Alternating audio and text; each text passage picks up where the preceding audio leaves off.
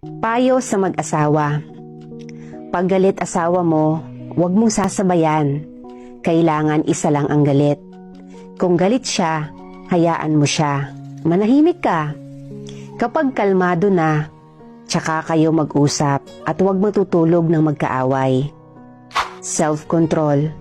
Kailangan matuto kang kontrolin ang sarili mo.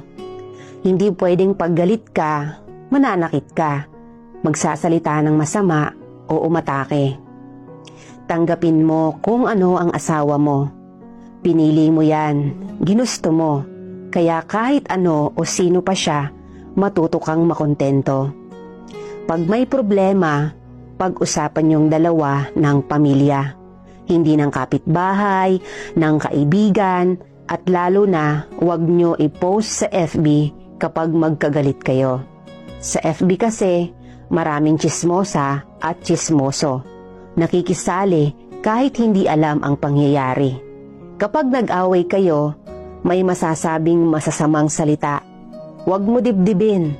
Isipin mo galit lang siya. Ang taong galit, wala naman niyang sasabihing maganda. Hindi ka niyan pupurihin.